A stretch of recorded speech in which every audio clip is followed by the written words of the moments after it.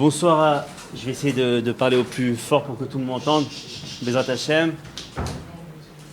Toda Hashem pour être ici ce soir. Au Hashem, on a eu certains petits empêchements qui nous ont retardés. C'est un bon siman. Ça veut dire que ce soir, Bezrat Hashem, il y aura beaucoup de lumière, on le souhaite en tout cas. Qu'Hashem éclaire les cœurs de tout un chacun, que tout celui qui doit prendre des choses, que ce soir il les apprenne, que ça pénètre en lui, que ça rentre dans sa neshama, qu'il puisse le vivre vraiment au plus profond de son être, et puis que Bezrat Hashem, tout un chacun, ce soir, on sorte changé. Bezrat Hashem. Ce soir,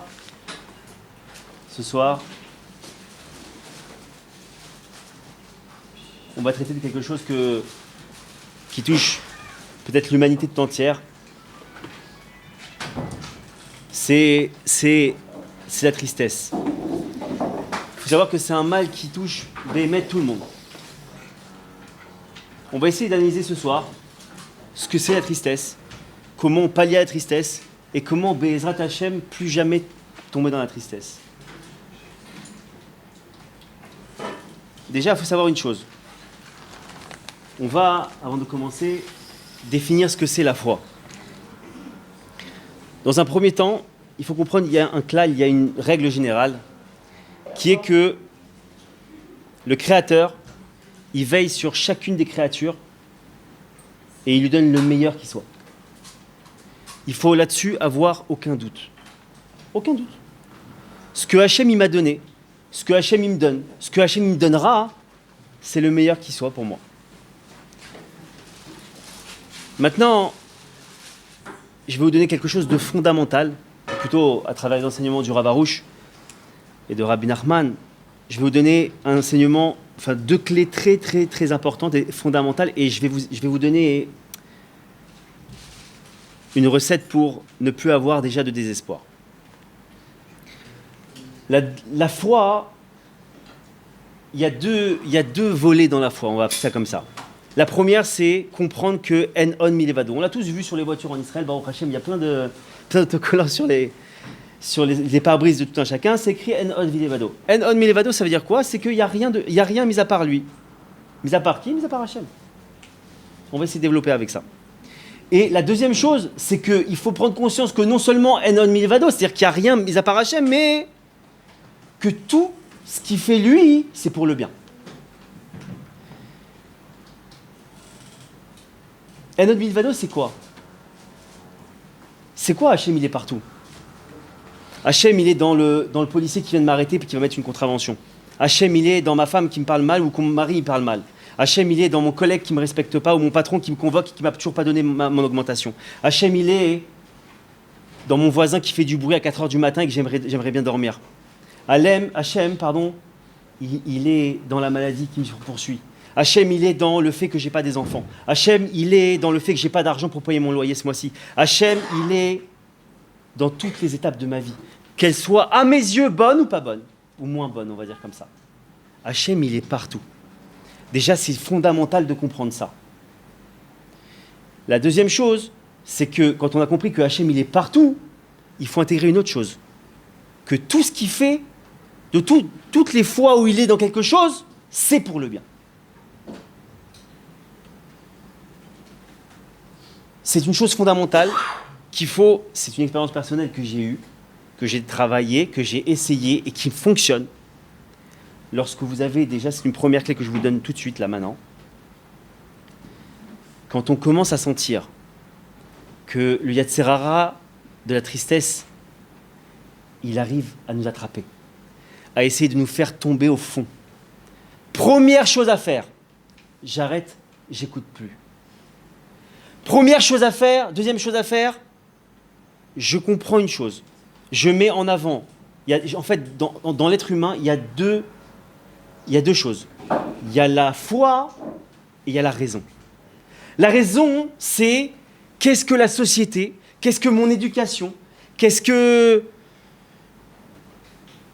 la télé, qu'est-ce que le cinéma, qu'est-ce que tout ce qui tourne et gravite autour de moi m'a inculqué et m'a fait croire que ce monde-là, ou ce que je vis aujourd'hui, est une réalité. Le deuxième volet, c'est quoi? C'est ma foi. La foi, d'un homme, qu'il soit juif ou non juif, il doit le faire arriver à dépasser cette réalité qui enferme l'homme dans cette croyance qu'on lui veut du mal et dans cette croyance qu'il y a du mal dans ce monde.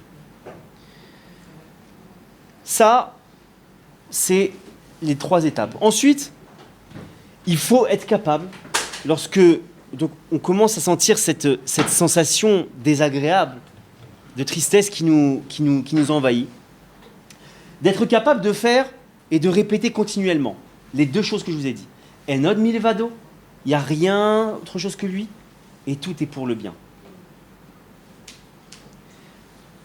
De demander à Hachem de nous convaincre de manière fondamentale, intrinsèquement, que je te demande Hachem, parce que ça aussi on le verra dans le cours, Bezrat Hachem, que tout se demande à Hachem, même la foi, même la prière, on doit prier pour prier. Rien n'est acquis dans ce monde, rien. Et Hachem, il a fait exprès de ça. Pourquoi il a fait exprès ça?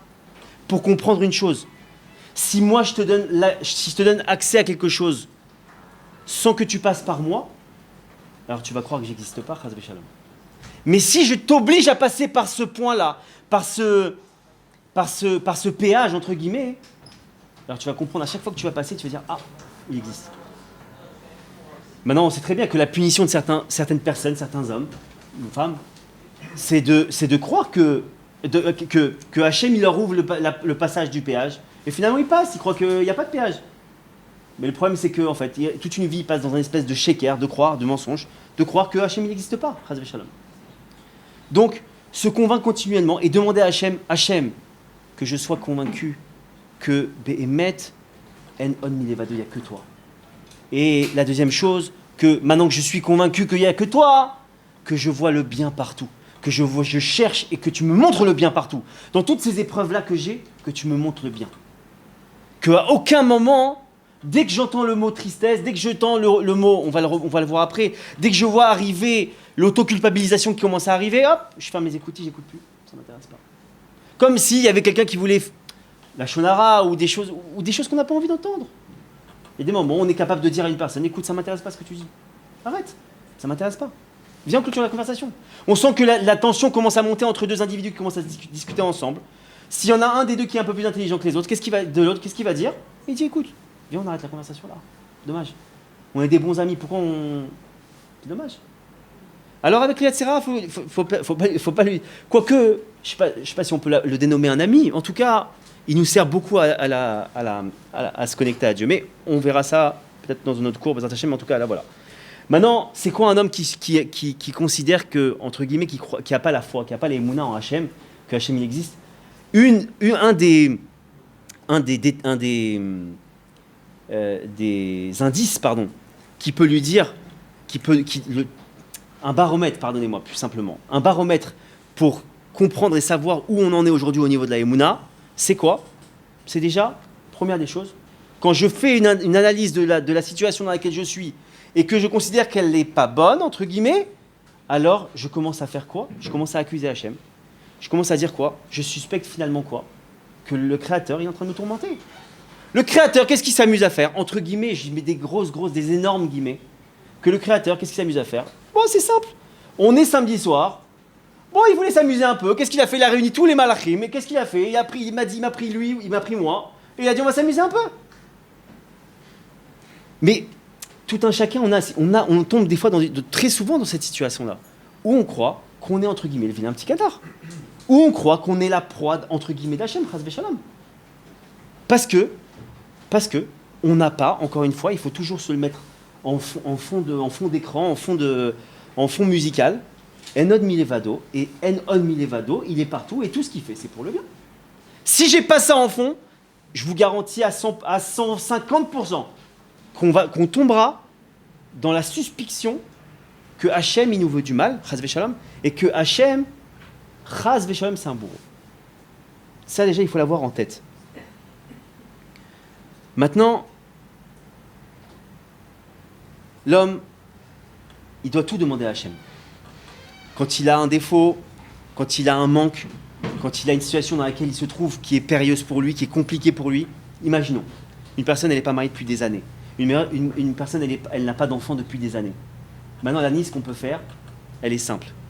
Si vous voulez, on va dire comme ça. L'homme, il doit avoir une analyse qui est la suivante. J'ai une fin de film. Imaginons que je dois créer un scénario dans un film. J'ai une fin de film qu'on m'oblige à avoir, c'est quoi? Tout est pour mon bien. Tout ce qu'il fait Appienne, tout ce qu'il fait Hachem, c'est pour mon bien. Je dois voir cette fin-là. Et moi, en tant qu'être humain, tout mon challenge, il doit être de créer tout le scénario pour arriver à cette fin-là. T'as pas le choix. T'as pas le choix. Parce que finalement, cette fin-là, elle est véridique. Mais si tu te trompes dans ton scénario, alors on tombe dans une autre fin.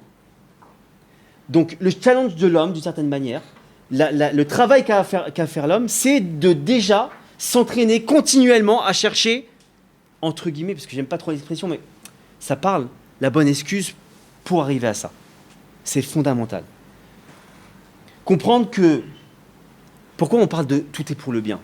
Venez, on analyse une chose. Imaginons qu'un type, il a un défaut. Il a un défaut. Il est coléreux, par exemple. Chacun, on est touché par la colère. On est tous touchés par la colère. À un moment donné ou à un autre dans notre vie, on est touché par la colère. Par vis-à-vis de notre conjoint, vis-à-vis de nos enfants, vis-à-vis d'autrui, vis-à-vis d'un policier, vis-à-vis de notre patron, ce que vous voulez. On arrive à un moment donné où on arrive en colère. Alors des fois, il y en a qui ont... Alors on va pas faire un cours sur ça, mais on sait qu'il y a différents types de colère, différents types de coléreux. Il y a celui qui est capable de se contrôler, force tranquille, mais au fond de lui, c'est le volcan. C'est celui qui veut jamais s'asseoir à table avec nous dans les mariages, là. C'est lui. Il y a le coléreux qui exprime sa colère de manière bien sympa, extérieure. Il y a l'autre qui casse tout. Et c'est bon, il y a plusieurs types de coléreux. Mais la colère, c'est un défaut clair. D'ailleurs, si je fais un tour de table, la grande table qu'on est là, si je fais un tour de table, je peux vous poser une question simple. Est-ce que quelqu'un peut me dire s'il y a, on va pas le faire ce soir, mais je suis pratiquement sûr qu'il y en a qui vont me dire oui. Est-ce qu'il y a une justification à la colère? Une. Attention à celui qui me dit oui. Il n'y en a pas. Je vous invite à voir sur Joie de Vivre, il y a un cours que Hachem m'a donné l'honneur de faire, c'est pourquoi tu t'énerves. Et là-bas, on explique que, notamment, la colère, elle amène qu'il y a un esprit étranger qui rentre en nous et que ça engendre plein de choses. Qu'on perd notre mazal, qu'on perd de l'argent, bref, que ça amène des maladies, Dieu préserve. Donc, il y a beaucoup de choses à faire. Ça, c'est que cette chose-là, la colère, c'est une chose que tout un chacun, on doit fuir, on doit rejeter, on doit essayer de sortir de nous. Maintenant, imaginons qu'un type, lui, il a envie de travailler la colère parce qu'il a compris que c'est pas bien. Maintenant, qu'est-ce qu'il fait Hachem? Pour celui qui n'a pas encore compris, saisi que la colère c'est un problème, il va augmenter le curseur. Il va prendre le curseur de la colère et il va l'augmenter pour que le type, qui était un type plus ou moins coléreux, mais pas méchant, c'est un petit coup de... Mais de temps en temps, quoi. Qu'est-ce qu'il va faire Hachem? Il va faire en sorte que ça va être du harcèlement pour qu'il en vienne à une colère monstre. Question. Hachem, il aime quand il fait ça? Réponse, oui. Pourquoi? Parce que ce type-là, il peut rester 20 ans, 30 ans, 120 ans, arriver au Gan Eden avec ses valises, en cherchant... Enfin, au Gan Eden. Il arrive devant le tribunal céleste, il dit, bon, bah, c'est où le Gan Eden? Évidemment, on lui montre l'autre direction, là où il fait un peu plus chaud. Pourquoi? Parce que lui, il va croire quoi? Il va croire que son défaut, il était minime finalement. Mais Hachem, dans sa bonté, au lieu de le laisser faire ça, jusqu'à 120 ans, qu'est-ce qu'il va faire? Il va faire que ce défaut-là, il va le monter, il va le mettre en exergue pour que, tout simplement, il soit conscient de son défaut et commence à le travailler. D'accord? Ce qui peut expliquer que des fois, on se retrouve dans des situations ou des journées où on n'en peut plus. On sent que, vous savez, c'est du harcèlement. Stop. Et ça. Non. Déjà, Anon Milevado, et tout ce qu'il fait, c'est pour le bien. Qu'est-ce que je vois maintenant? Qu'est-ce que je comprends maintenant à travers ça? C'est que le curseur que moi, je croyais que j'étais pas quelqu'un de coléreux, Hachem, il a monté le curseur pour que tout simplement je prenne conscience de ce défaut et que je commence à le travailler, que je commence à prier dessus pour que Hachem me le retire. Ok? Ça, c'est une analyse qu'on doit comprendre. La même chose dans le mariage, la même chose dans des personnes qui ne trouvent pas leur âme sœur, qui n'arrivent pas à avoir d'enfants, qui ont des maladies, etc. Première chose à faire, comprendre que en quoi la maladie quelle qu'elle soit, c'est un bien pour l'homme. En quoi c'est du bien pour Hachem? En quoi c'est du bien de la part d'Hachem une maladie? J'en veux pas de ta maladie, moi. Laisse-moi tranquille. En vérité, on se rend compte d'une chose. L'être humain, il a été créé à partir de la terre, comme quoi on l'appelle Adam. Adam, Adama, c'est la terre. Parce que la terre, elle a cette lourdeur. L'homme, il est lourd. Pas lourd dans le sens qu'on comprend, mais il est lourd parce qu'il ne veut pas se bouger. L'homme, à la base, c'est sa nature, c'est d'être... j'ai pas envie de me lever, j'ai pas envie de... Bref. Hachem, qui nous connaît bien parce qu'il nous a créés, il a envie qu'on se réveille. Alors, comment on se réveille? Il a envie... Pardonnez-moi. Hachem, il a créé ce monde pour qu'on le connaisse, qu'on le reconnaisse. Ça, c'est une notion fondamentale que tout un chacun il doit comprendre et intégrer. Connaître et reconnaître, il n'y a pas plusieurs façons de le faire. Il n'y en a qu'une. La seule façon de se connecter à Hachem, c'est par la prière. Une. Ah, mais le Limoud Torah, l'étude de la Torah alors? Non, non. Le Limoud Torah, l'étude de la Torah, il te permet d'arriver à la prière. D'accord?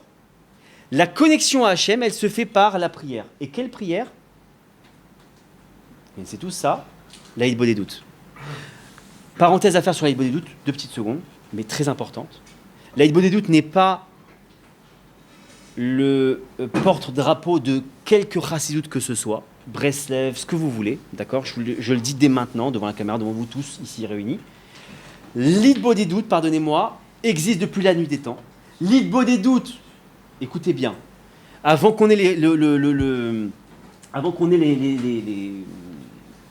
je vais y arriver, avant qu'on ait les sidours de prière, d'accord? C'est la Knesset Agdola qui a créé ça.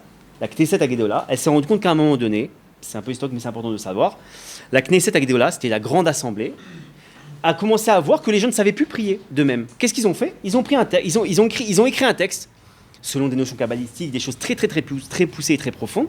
Et qu'est-ce qu'ils ont fait? Ils ont mis sur papier un texte à dire pour tout un chacun, afin que Hachem puisse entendre notre prière, notre réclamation, par rapport à tous les sujets, entre guillemets, généraux de la vie. La santé, la réussite, la parnassa, ce que vous voulez, d'accord? Mashiach, tout. Maintenant, on peut se rendre compte dans la prière que l'on fait tous les jours, la Hamida, qu'on fait 3 fois par jour, que, entre guillemets, il y a des sujets qui sont pas traités. Mon fils qui me répond, c'est pas un sujet qui est traité. Mon contrôle fiscal, c'est pas un sujet qui est traité.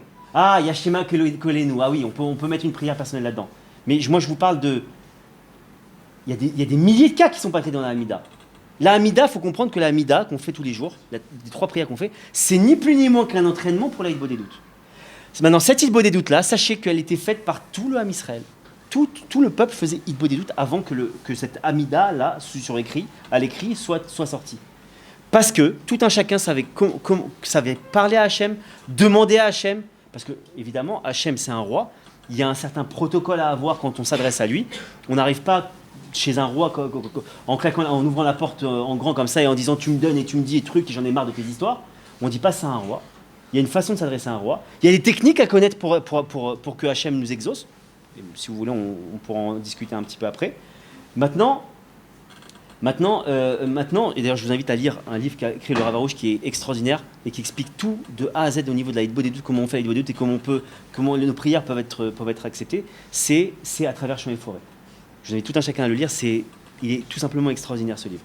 Bref, la parenthèse, je ferme la parenthèse, mais sachez une chose, c'est qu'aujourd'hui, si vous voulez que véritablement vos prières soient acceptées, vos prières soient des plus touchantes pour Hachem, Hachem, il a envie d'entendre nos mots à nous, des fois. Hachem, il a envie d'entendre qu'on parle avec le cœur. Hachem, il a peut-être pas des fois envie, et d'ailleurs, on le voit bien, quand moi je m'adresse à quelqu'un avec mes propres mots, avec mes propres problèmes, en expliquant véritablement ce que j'ai envie, dans les moindres détails, c'est beaucoup plus parlant que si on me dit, écoute, j'ai compris ton problème, je vais t'écrire un texte et tu vas le dire devant la personne qui est concernée. C'est sûr que ça n'a pas le même impact. C'est évident. Donc, je ferme la parenthèse sur ça, mais c'est fondamental. Comprenez, tout un chacun et tout un chacune, que la Aïd Bodedut, c'est la connexion avec Hachem, et c'est comme ça qu'on descend la Shefa sur nous. C'est comme ça qu'on descend la guérison, c'est comme ça qu'on descend le mari ou la femme qu'on cherche, les enfants, tout. Tout. Je ferme la parenthèse.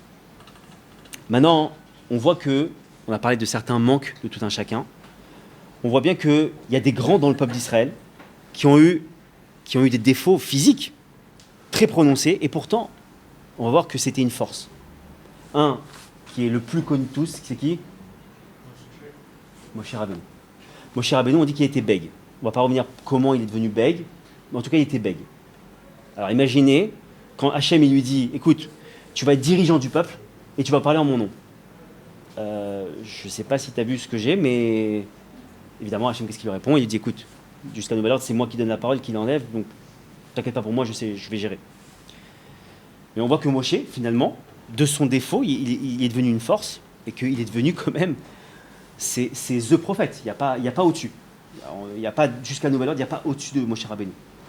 Shimshon, Samson et Dalila, il était boiteux, et pourtant il a mis des raclées aux Philistins, ils avaient d'ailleurs même peur de lui après sa mort, disons. David Améler, le roi David. Alors l'histoire du roi David, bon, on va pas en parler ce soir, mais il a une histoire bien pesante. Et on dit que le roi David était très petit de taille, par exemple.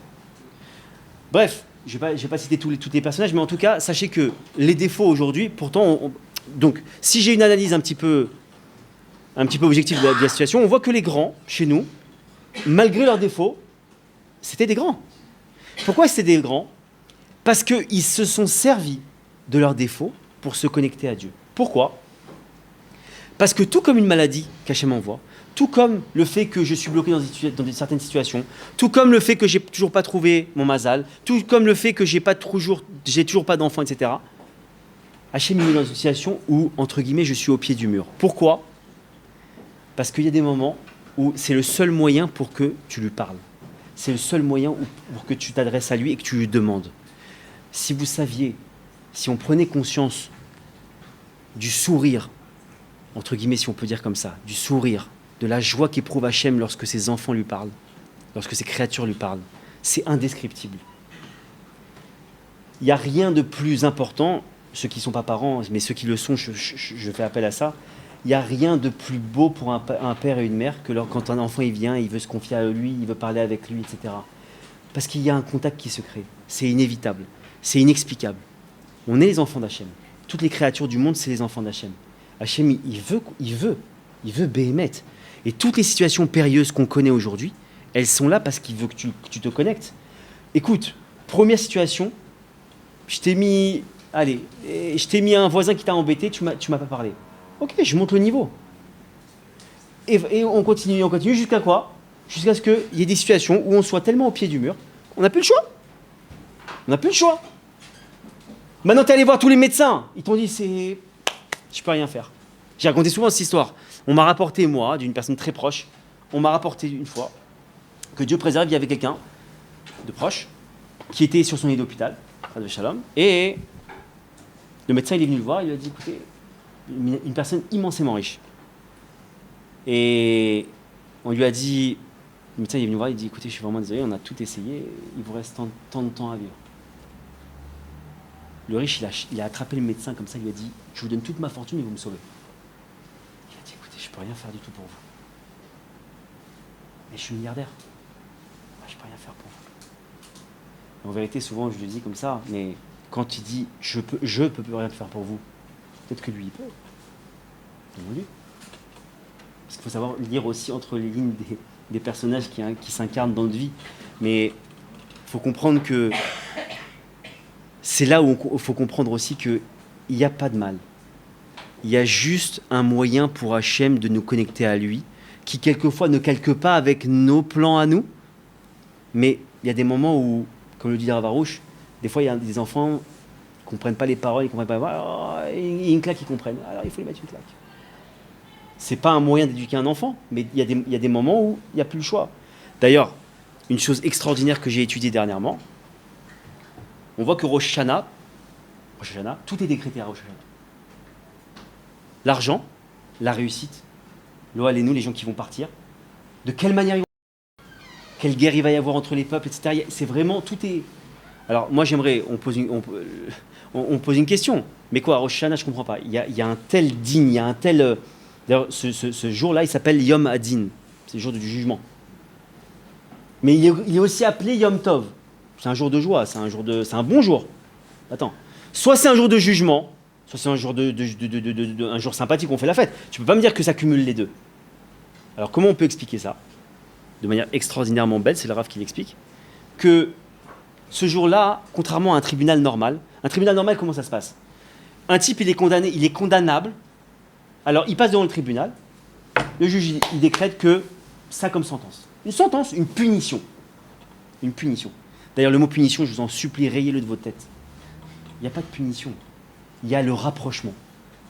Il faut changer ce mot par rapprochement. Comment Hachem, il veut me rapprocher? Ah, t'as eu ça, toi? Tu t'es rapproché par ça? C'est super. Ah, t'as une maladie? Ah, c'est bien, tu vas te rapprocher avec Hachem. Venez, on change le système. Venez, on change de vocabulaire. Il n'y a plus de punition. Il n'y a plus de maladie. Par quel moyen Hachem t'a rapproché? Par la maladie? Kola kavod. Vraiment. Tu vas y arriver, c'est super. Ah, t'as pas d'enfant? Kola kavod, tu vas te rapprocher d'Hachem, c'est cool. C'est cool. Mais il faut apprendre à changer de vocabulaire. Parce qu'encore une fois, cette société, ce monde dans lequel on vit aujourd'hui, il est capable de nous faire croire, encore une fois, qu'Hachem, il ne nous aime pas. Qu'Hachem, il veut absolument s'amuser avec nous, comme un chat qui s'amuse avec une souris pour nous faire du mal. Chas v'shalom. Maintenant,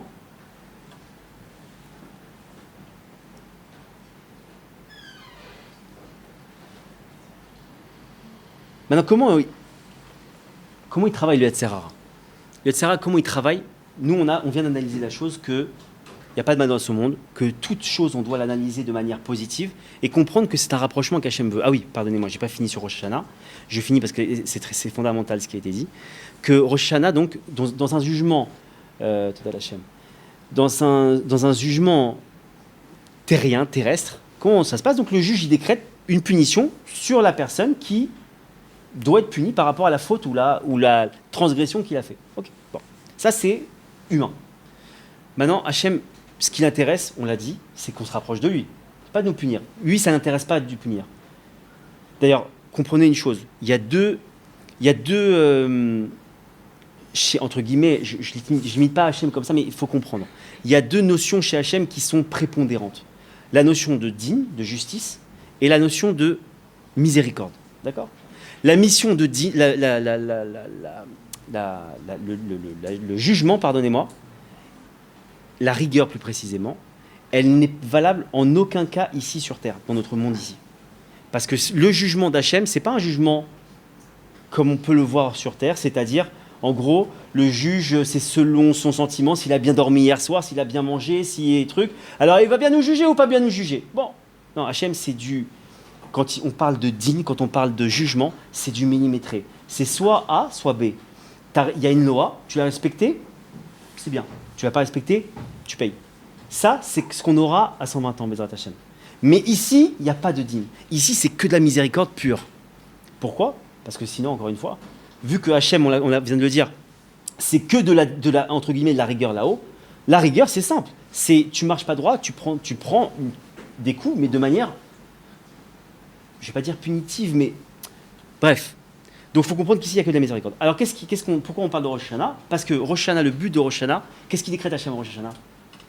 Je ne sais pas comment une personne elle va partir.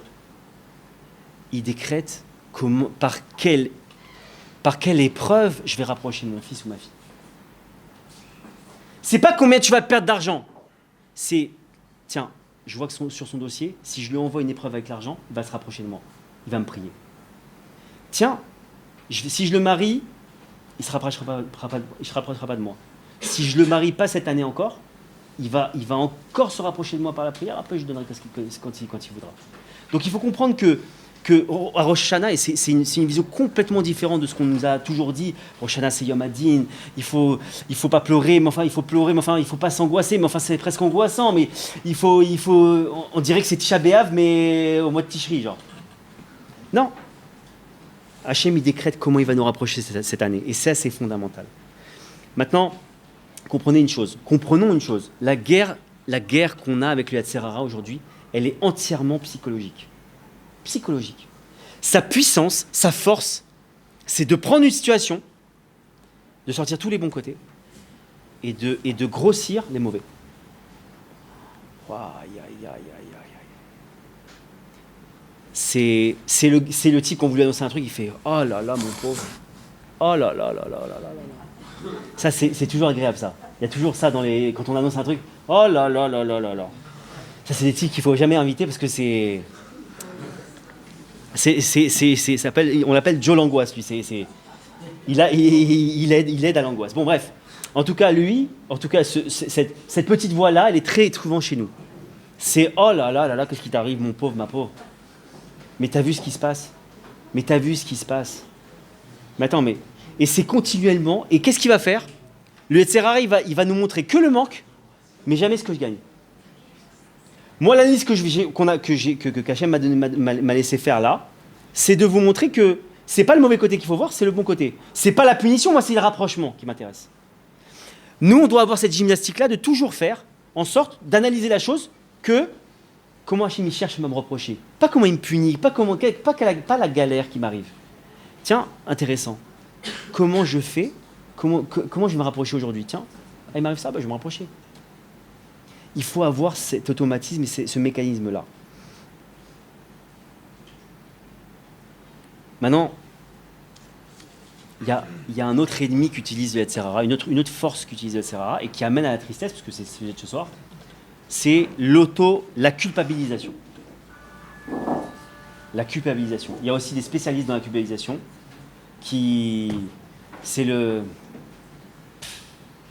ça c'est... Vous savez, des fois juste avec une mimique, on peut détruire un homme.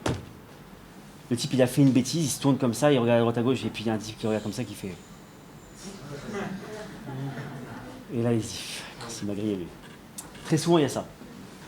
D'ailleurs, je vous invite à une chose. On ne va pas en parler ce soir, mais sachez une chose. Hachem, il utilise des leviers continuellement. Des leviers, c'est quoi? Pour réveiller certains, alors il va utiliser des leviers. C'est quoi des leviers? Le voisin qui vous réveille à 4h du matin avec une musique à fond, lui, c'est ce qu'on appelle un bâton, un levier. Lui, Hachem s'en est servi pour nous réveiller, pour nous rapprocher. Mais le problème, c'est que lui, il a maintenant ouvert un dossier. Attends, on ne peut pas impunément déranger quelqu'un à 4h du matin sans devoir décompte derrière. Je parle sur un plan même spirituel. Maintenant, pourquoi je vous dis ça? Et c'est un exemple tout bête, mais tout un chacun, on le fait. Vous savez, la petite blague qui est pour faire peur à l'autre. Ah, purée, ils viennent d'enlever ta voiture. Tu t'es garé en bas, ils viennent de prendre ta voiture, je crois que c'est ta voiture qui vient de partir. Non, je rigole. Ce truc-là, sachez une chose. Vous venez d'ouvrir un dossier. Parce que la peur que tu viens de faire au type, l'angoisse que tu viens de lui mettre d'une fraction de seconde, qu'est-ce que tu l'as fait?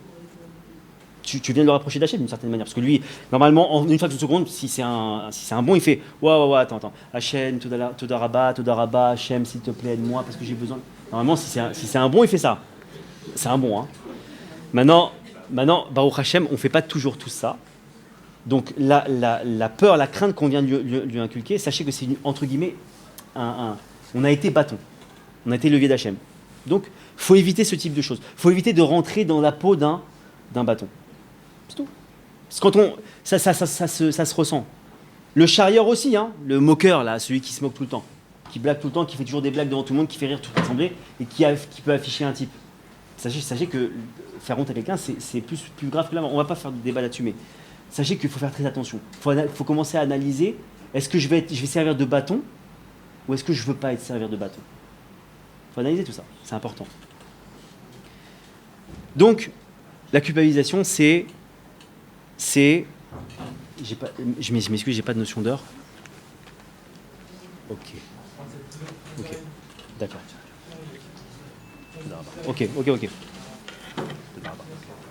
Ok. Donc on a dit que,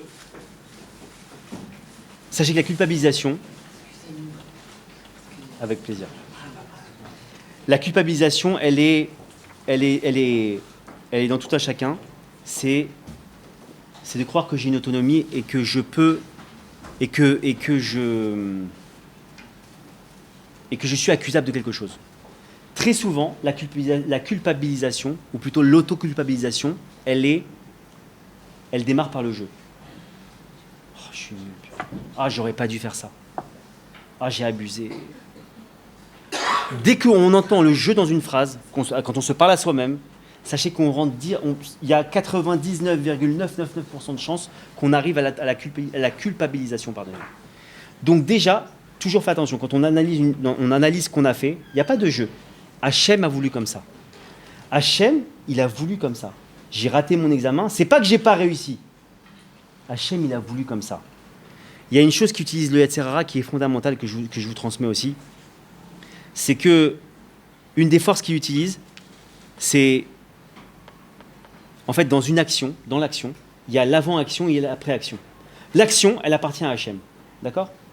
L'action ne m'appartient pas. L'action qui se passe, entre guillemets, on ne peut pas m'accuser de la chose. Par contre, l'avant-action et l'après-action, j'ai deux réactions, j'ai deux analyses à faire. On dit quoi ? On dit qu'avant l'action, j'ai un libre arbitre, de mettre tout en action, c'est ce qu'il y a de dire, pour que cette action-là arrive à bon port et se passe dans les meilleures conditions. Et après l'action, quel que soit le résultat, je dois accepter avec amour et joie. Pourquoi ? Encore une fois, on revient au début du cours. Enod milevado, il n'y a que lui et que tout est pour le bien. Quel que soit le résultat. Quel que soit le résultat. Il me plaît pas, haine. Parce que juste une chose, la tristesse dont on parle, c'est la traduction de mon mécontentement de ce qu'Hachem a fait pour moi. Est-ce qu'on peut imaginer que l'être suprême, l'être le plus intelligent, le plus parfait, le plus génial, le plus extra de tout, qui connaît tout, qui sait tout, il est capable, moi, petit moucheron d'être humain, je suis capable de dire à Hachem, écoute, tu sais quoi Hachem ? Tu t'es trompé, fais tchouva. Fais tchouva.